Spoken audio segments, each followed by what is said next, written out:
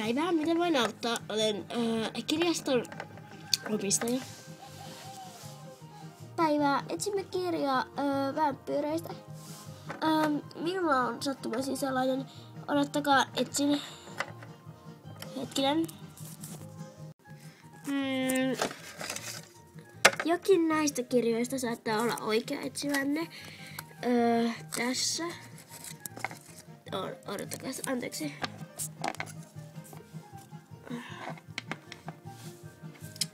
Juu, tämä. Miksi nuo kirjoitti puolta? No ei se mitään. Saanko hetken rauhaa? Joo, olkaa hyvät. Aloitetaan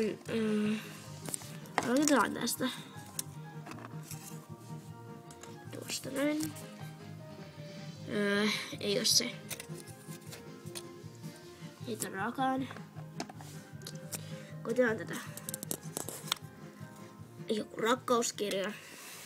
No on tää hyvä. Merkitsee varmaan aika hyvää asiaa.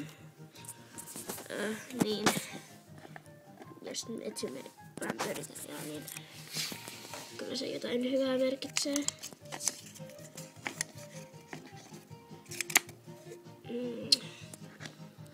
Luetaan.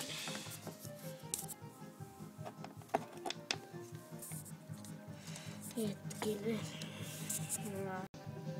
Vampyyrit ovat... Mitä tuossa oikein lukee?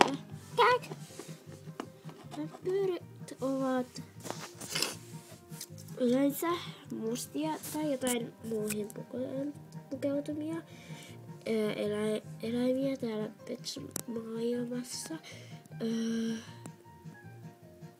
Mitä minä en saa tästä mitään selvää. Joo. Heillä on yleensä punaiset silmät, vampyyrihampaat ja jotain punaisia asioita. Yleensä hiukset myös ovat punaiset tai mustat. Okei. Tämä on epämerkillistä, vai mitä? Minä? Pitääkö mä lukea se kokonaan uudelleen? Ei, kyllä mä kuulin sen, mutta enkö mä ollut oikeassa? Okei, sä olet oikeassa. Se saattoi olla vampyyri. Pitää vaan etsiä tällainen toinen kirja täältä kirjastosta. Kysellään sitä tätiä. 6. Okei. Hei täti! Pyysitte minua? No joo, kyllä pyydettiin. Voisitko etsiä tämän kirjan kakkososan meille? Katsotaas. Kyllä tämmönen varmaan löytyy, mutta en ole aivan varma. Saattaa löytyä sieltä Kanadan kirjastosta myös. Kanadan! Me asutaan Suomessa pienemmän. Mutta kuitenkin ehkä löytyy sieltä.